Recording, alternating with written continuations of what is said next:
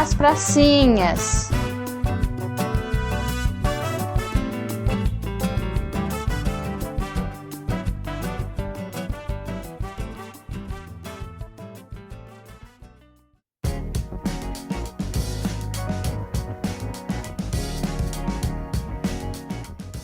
Oi pessoal, tudo bem? Aqui quem fala é Mauro. Estamos novamente com um novo episódio do podcast As Pracinhas e desta vez nós trazemos um tema bem bacana relacionado à drenagem urbana e à implantação de jardins de chuva na cidade, né?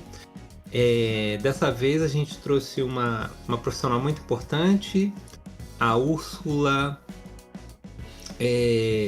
que é servidora da Prefeitura de Belo Horizonte. Eu vou pedir para a Úrsula se apresentar. Úrsula, se apresente aí para o pessoal, né?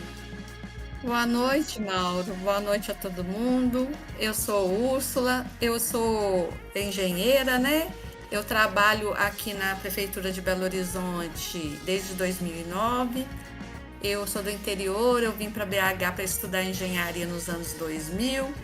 E na prefeitura eu encontrei a minha área de atuação, que é a drenagem urbana, né? Com seus desafios, uma área muito complexa, mas é uma área ali que eu estou me dedicando e é muito legal, sabe? Me apaixonei por essa área. Eu sou formada em engenharia civil, sou também especialista em saneamento e mestre em hidráulica e recursos hídricos pela UFMG. E na prefeitura eu trabalho na diretoria de gestão de águas urbanas, uma diretoria que fica dentro da Secretaria Municipal de Obras. Lá tem a função de articular políticas e diretrizes para melhor tratamento, né, das águas urbanas e também para minimizar o risco de inundações, né? Esse desafio aí que todo ano, no período chuvoso, a gente enfrenta ele, né? As chuvas cada vez mais severas e quando uma cidade reage, né, às chuvas e que causa transtorno, né, bastante transtorno para a população. Então, é isso aí, Mauro. Estou aqui à disposição.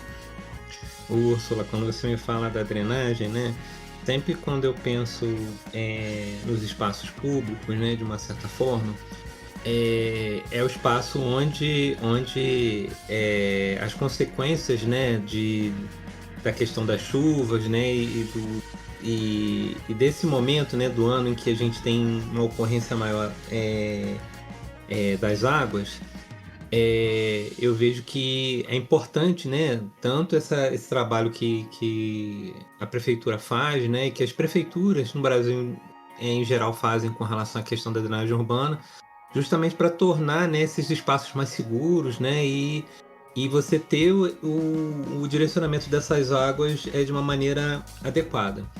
E aí, né, quando você me trouxe esse tema, né, com relação à questão da drenagem urbana e também do jardim de chuva, eu fiquei bem interessado, né, porque em Belo Horizonte, né, a política de jardim de chuva tem acontecido, né, de uma maneira mais presente, né?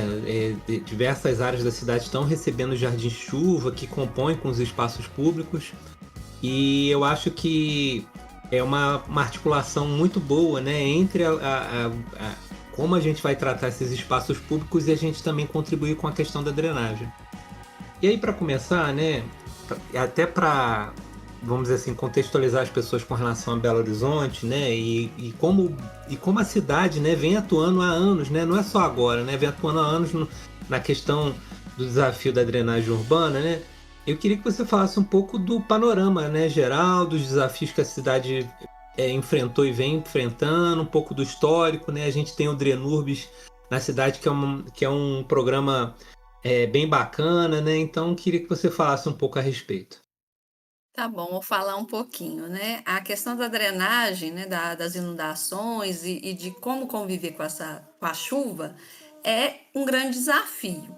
Não só em BH, mas principalmente nos grandes centros urbanos, né? A cidade é totalmente adensada, concretada, e a maioria das cidades na sua criação, elas não tiveram essa preocupação com o escoamento das águas e nem com a preservação dos córregos. A gente, né, como munícipes e como órgão público, lá no surgimento das cidades, a gente sempre trocou a vegetação natural por concreto e asfalto, sem pensar muito nas consequências, né? A gente tem os usos, temos os veículos, tem a mobilidade toda urbana, mas isso causa um pouco de impacto, né?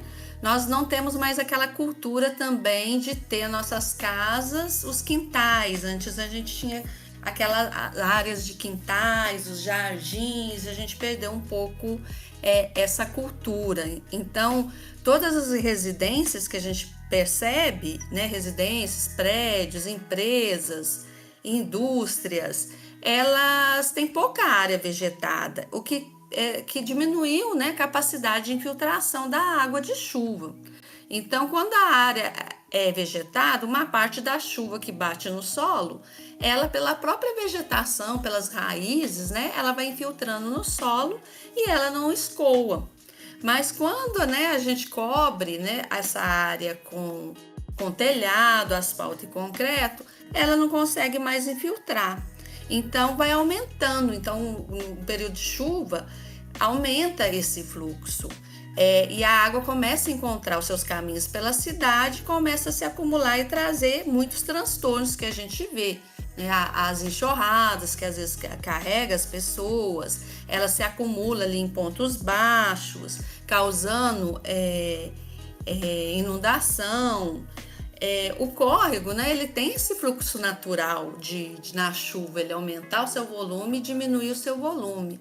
Mas com a cidade, com essa impermeabilização alta da cidade, o volume fica muito maior. Então, e a gente tomou o espaço também do córrego com vias, né, com vias e com áreas ali de residências. Então, é um desafio muito grande.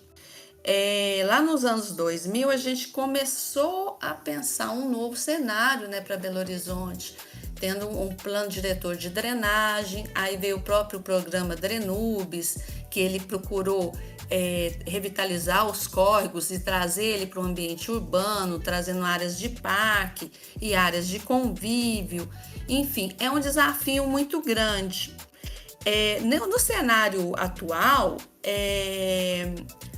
o governo federal hoje, né, lançou a primeira legislação voltada para drenagem, a primeira regulamentação de drenagem urbana como um dos serviços de saneamento. Então, ela foi publicada agora dia 12 de março desse ano, que é o primeiro instrumento que traz, né, essa preocupação nossa aí no cenário nacional com a água de chuva, como que ela pode ser tratada, como a gente vai gerir ela, né, porque os custos envolvidos com drenagem são muito altos, às vezes a gente não percebe, mas ele está ali associado principalmente como a gente está desenhando a cidade, né, como a gente criou esses arruamentos, como a gente está deixando essas áreas verdes, como cada um lá na sua casa tem a possibilidade de deixar um quintal, uma área vegetada, uma área com arborização, enfim. Então, são muitos desafios. E são desafios gerais que cada município tem, né, conforme suas características, e tem várias propostas, né, para a gente poder adaptar a cidade com esse olhar, né? Uma delas é as técnicas alternativas de drenagem, trazer uma cidade com um olhar um pouco mais sustentável, com técnicas bacanas de drenagem, como é o jardim de chuva. Você falando, né, eu pensei realmente, né, quando você faz uma intervenção em drenagem, né, é uma intervenção que tem um custo significativo. E muitas vezes é uma intervenção que não é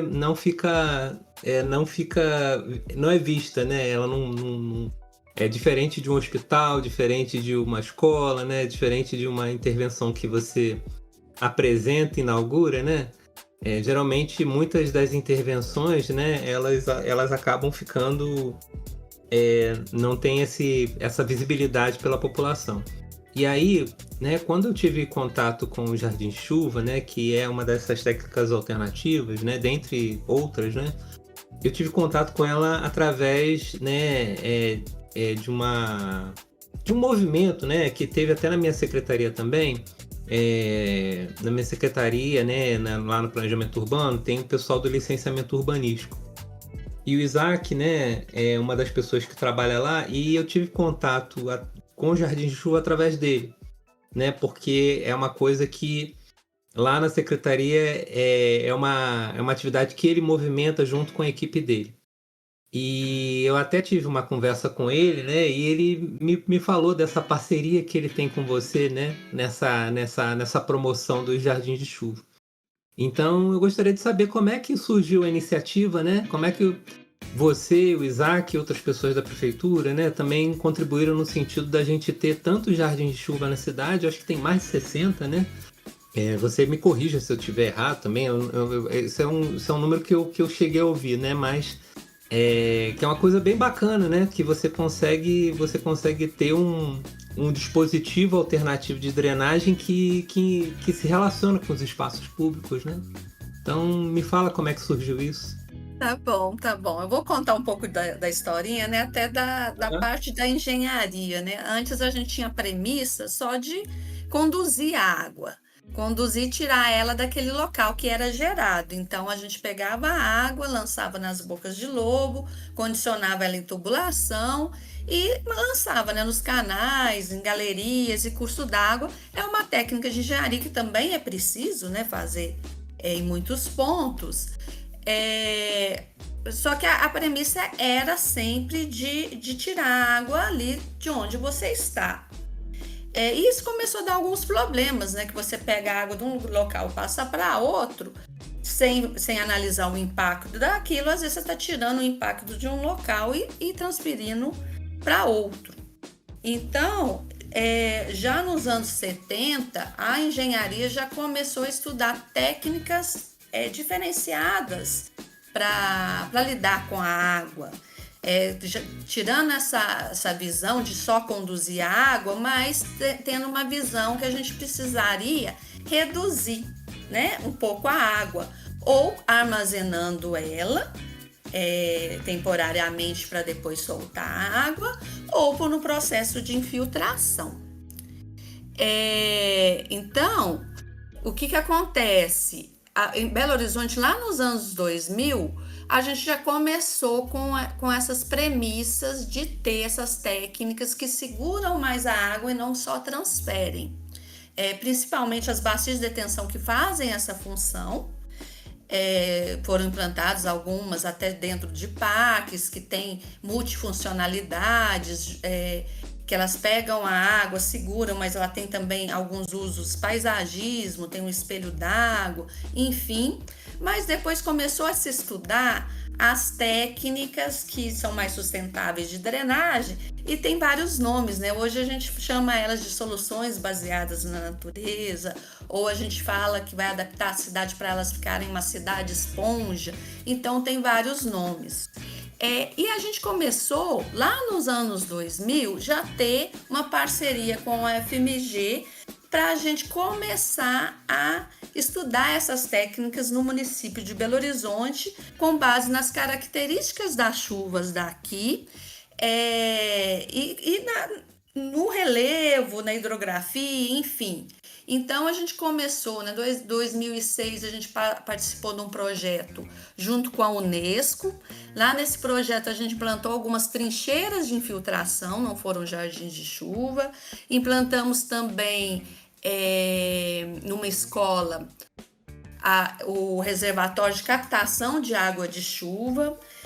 Implantamos também uma unidade de brejo que trata a água, né, de água do córrego, né? Uhum. Um alagado, né? Um alagado junto a um córrego. Então a gente começou a pesquisar. Então nesse período aí, né, que começou mais ou menos 2000, 2006, foi mais na esfera de pesquisa, né? Que começou a gente, junto com a universidade, a prefeitura, junto com a universidade, a pesquisar essas técnicas.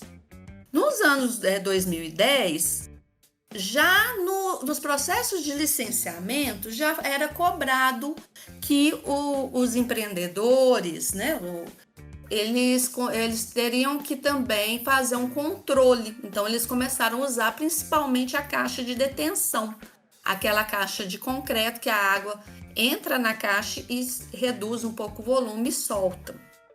Mas eu acho que a grande virada, né, foi o programa Drenubes, que ele trouxe a questão do olhar dos córregos. Então, o Drenubes foi nos anos 2008, 2010, que começou a implantar realmente esses empreendimentos para revitalizar córrego. E depois o plano diretor, agora em 2019. No plano diretor de 2019, é exigido que cada lote ele lance apenas a vazão do terreno em estado natural. Então, do terreno quando ele está ainda vegetado, sem edificação. Então, é uma exigência nova que eu acho que nos despertou. Mas despertou junto também essa necessidade da gente não controlar só dentro do lote, mas controlar também as áreas impermeáveis públicas, né? Por exemplo, as vias, né? Porque a gente tem aí de área de via que gera escoamento também, é muito grande, então é uma parcela muito significativa. Então, mais ou menos em 2022, a gente começou a ter alguns projetos, piloto primeiro, implantamos uns 2 jardins de chuva, alguns até com uma premissa de educação ambiental, Mauro, mas depois a gente conseguiu uma verba e implantamos em maior escala, né, que são esses 60 jardins que está lá perto, próximo ao Parque Lagoa do Nado. Então são 60 jardins implantados na via. Bem, eu acho que é isso, né? Então a gente começou a fazer devagarinho uma parceria em várias secretarias, né? Tem a Suplan, que conduz oficialmente, a gente fica mais com a parte assim, de detalhe hidráulico, de informações e diretrizes também, mas a gente acompanha, a Sudecap implanta. Então tem uma parceria aí, né? Que a gente ainda precisa arredondar um pouquinho a parte de manutenção, enfim. Mas eu acho que foi uma boa pegada aí que a Suplan teve e a gente embarcou junto, sabe? Tá. Você falando, né? Eu fico imaginando, né? Você falou a respeito da manutenção, né? Como se fosse uma questão ainda a ser melhorada, né? Vocês encontraram outras dificuldades para a implantação desses primeiros 60 jardins-chuva, né? Você chegou a mencionar que eles estão localizados, a maior parte deles, no entorno do Parque Lagoa do Nado, né? Vocês tiveram algum critério para a escolha desses locais, onde eles foram implantados? Me fala um pouco a respeito disso. Sim, esses jardins, eles foram implantados na via, então ele tomou um espaço de uma garagem de veículo. Então já aí é um desafio, né? Você adaptar a cidade, tirar um uso, né? Que é o uso ali de uma pessoa estacionar um veículo e transformar aquele pedacinho em jardim. Então, o primeiro desafio gigante, né? É esse, né, de mudar um pouco a cidade, tirar um pedaço daquele asfalto e transformar ele em área permeável e uma área com outro uso. Um pouco na lógica dos parklets, né? Os parklets têm também essa lógica, né? De tipo assim, Sim. você tira o espaço da vaga de estacionamento e gera um espaço de apropriação pública, né? E os jardins de chuva acabam trazendo essa lógica também, né? Você tira o espaço de estacionamento, mas você traz um ganho para a cidade no sentido de você ter aquele espaço de mitigação, né, da drenagem urbana, né? E tem outros desafios, né? Como é uma área livre, a gente tem desafio de sinalizar aquela área, né, para alguém, um ciclista, um motociclista, não deparar com o jardim e ter um acidente. Tem o desafio da vegetação, que a vegetação ela tem que ser adequada para receber grandes volumes de água em um determinado período, mas ela também tem que resistir a um período ali de seca, né? Quando nosso período de chuva começa em outubro, termina em março, é nesse período que vai chover, mas a gente tem todo um longo período de seca que a gente quer essa planta ali vai ter que resistir. Então tem todo esse desafio de manejo dessas plantas, como cuidar. Por isso que a importância também da própria população absorver isso.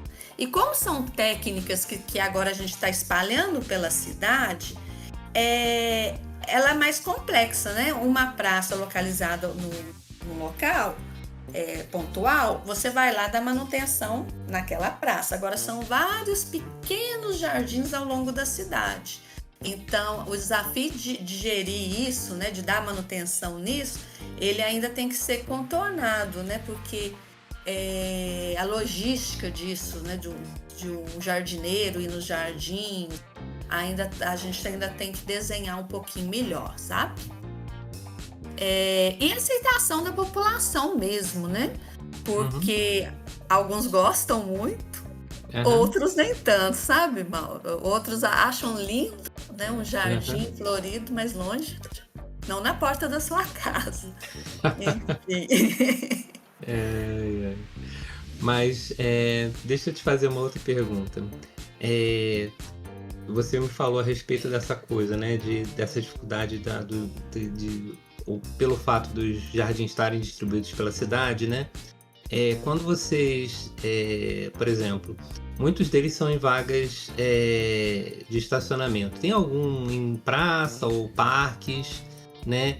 E esses que são colocados em praças ou parques, se houverem, né? Vocês têm alguma preocupação com relação a eles integrarem com esses espaços?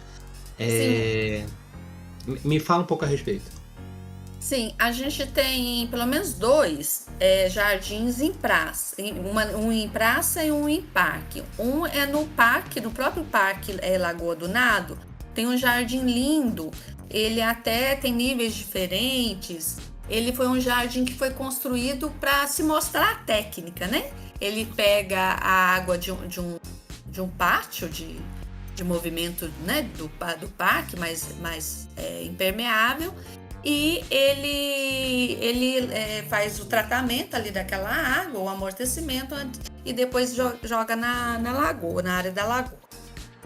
E o outro lá na Praça JK.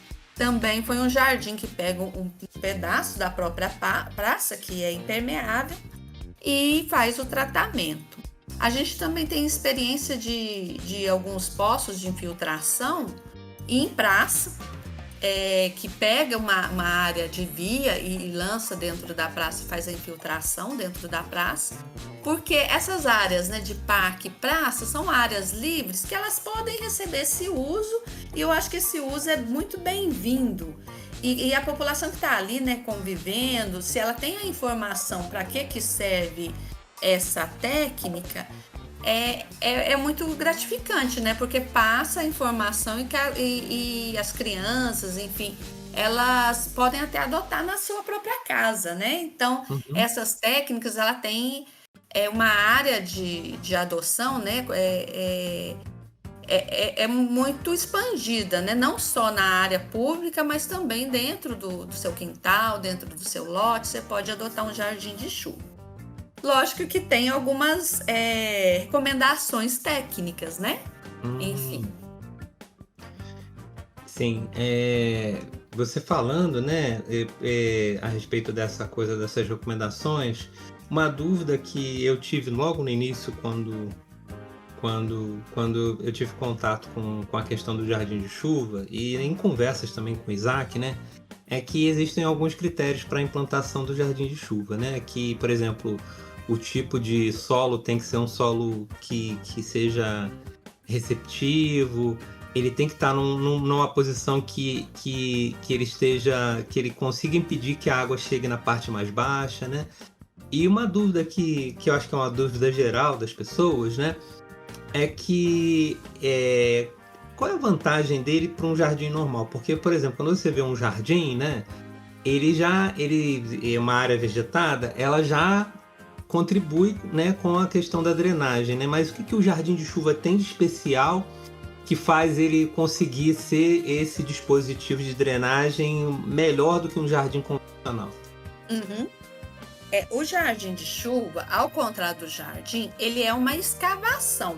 Então, você escava uma vala no solo, você completa ele geralmente com pedras e depois que você coloca o solo e a planta em cima. Então, ele tem uma camada lá no fundo que a gente não consegue ver, só quando tá executando ele, construindo ele, que é uma camada que vai ficar armazenada a água para infiltrar depois. Então, ela tem um volume ali de captação de água para infiltrar depois. E ele tem outras vantagens também, como ele está com a planta, essa água ali ela vai ficar de melhor qualidade, a própria planta ela faz com esse escoamento, né, de lavagem, né, das vias, das superfícies, tenha um tratamento.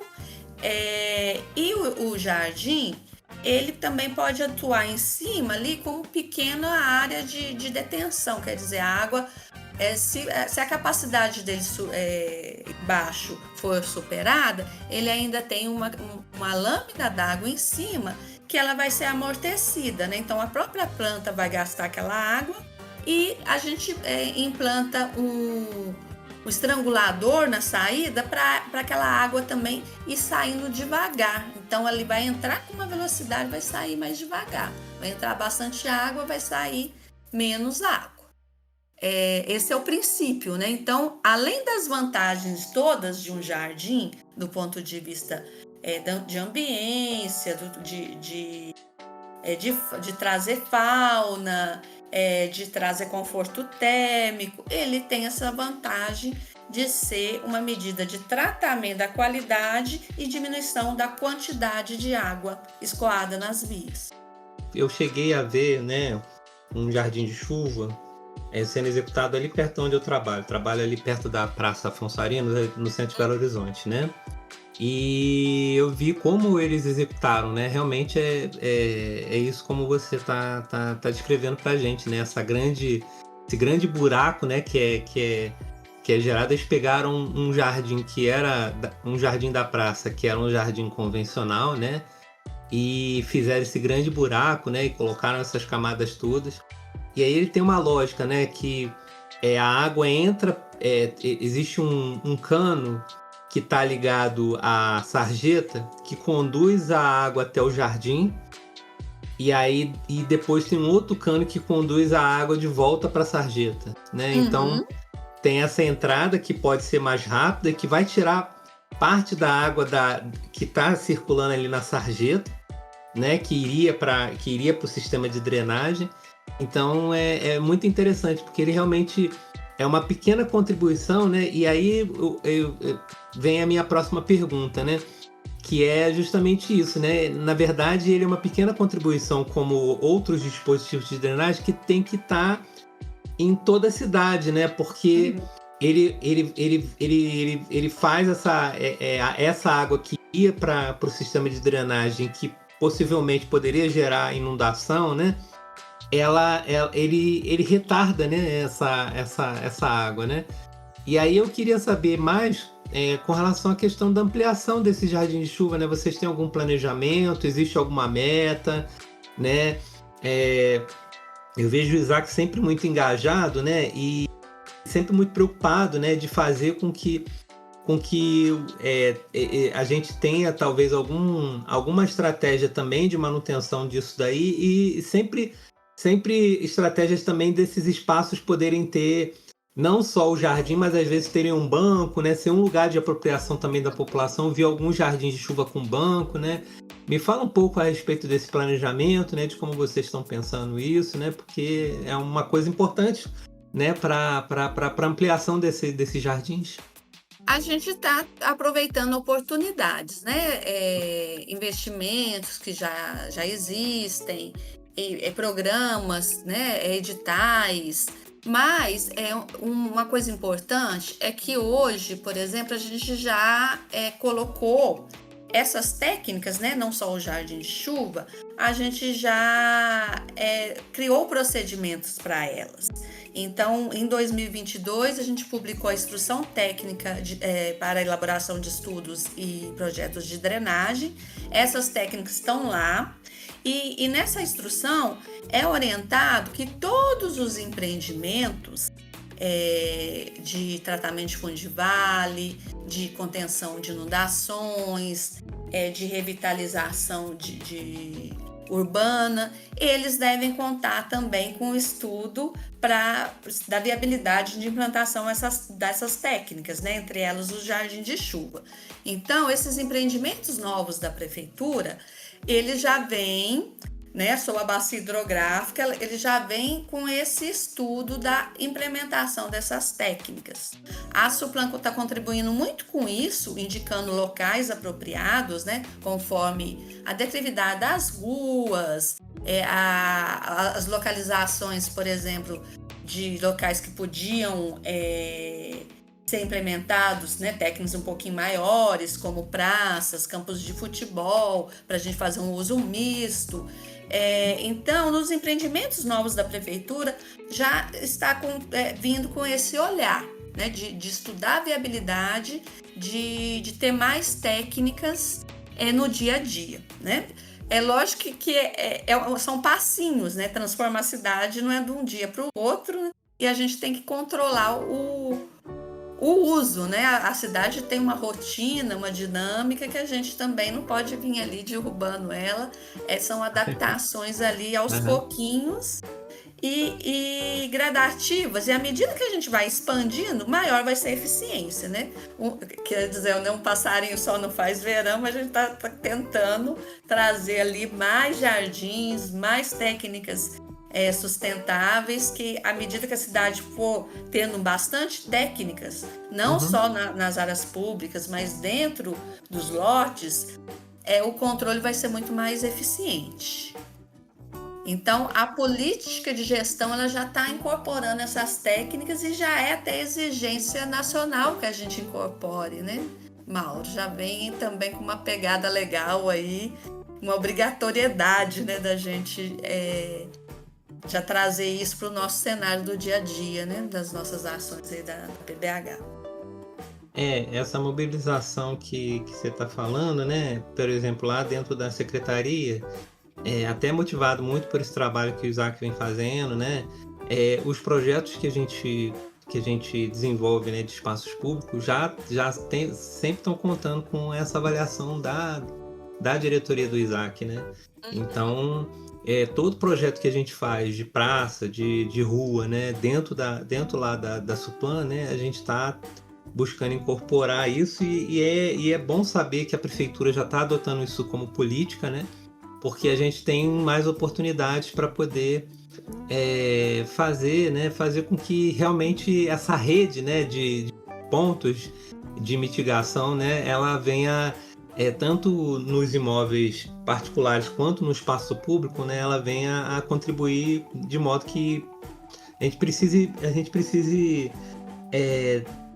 menos, né, de uma rede tão robusta de drenagem, né, porque né, é isso, né, antigamente a gente vinha com aquelas grandes redes, aquela grande infraestrutura, e aí eu acho que se a gente conseguir ampliar essas áreas permeáveis, a gente consegue um ganho. Úrsula, eu queria te perguntar se tem algum espaço especial com o Jardim de Chuva que você gostaria de destacar, que uma experiência bacana que você teve nesse trabalho, né?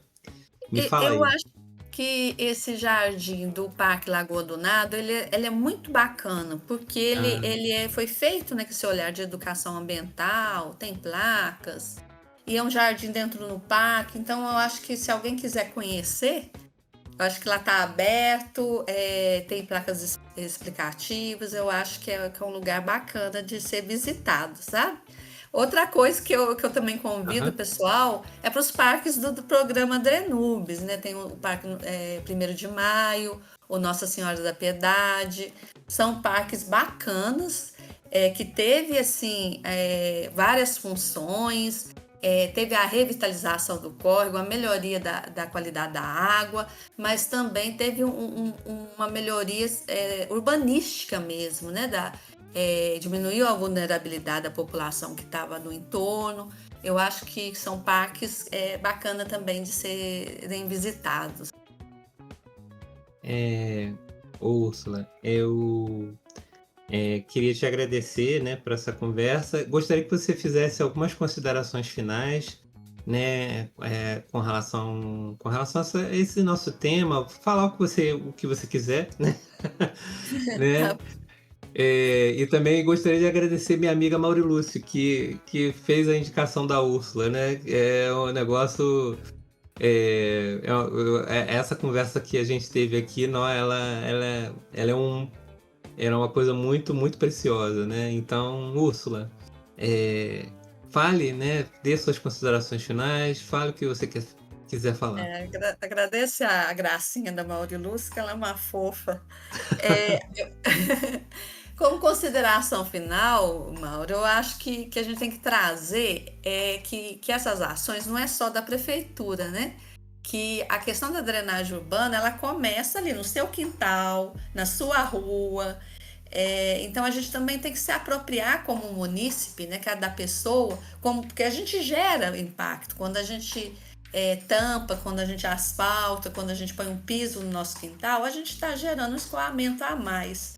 E como a gente está trazendo esses espaços verdes para a cidade, a gente tem aí um programa que é o Adote o Jardim de Chuva, né, que a Suplan também está implementando. A gente vê a Legal. diferença quando um jardim está ali sendo cuidado e olhado pela população, daquele que só está ali e a prefeitura tem que ir lá de vez em quando. Então dá muita diferença, até as plantinhas sentem, né? Uhum. Então, esse recado que eu dou, né? A questão da drenagem urbana, tanto do ponto de vista de risco, que a gente tem que ter a ciência do perigo, né, que as chuvas trazem, mas a gente também tem que se pôr numa posição de agente ativo, né, como população. De tentar também ter um passo ali de fazer parte dessa transformação da cidade. É isso que eu queria deixar aqui, Mauro. Agradeço muito, foi muito bom essa conversa, tá? Estou à disposição aí de vocês. Úrsula, vou continuar atento, né, com o trabalho que vocês vêm fazendo. Acho que não, a Prefeitura de Belo Horizonte com o Drenubis, né, e também com essas ações mais recentes, né, vem trazendo um destaque bem bacana, né, e contribuições boas para a cidade. Gostaria de te agradecer, tá certo? Pessoal, se vocês puderem, né, ouçam o episódio, compartilhem, né, passem a palavra para as pessoas poderem ter contato com essa conversa bacana que a gente teve aqui. Tá certo? Eu vou ficando por aqui, né? Um abraço para vocês e fiquem bem. Abraço, Mauro, abraço todo mundo.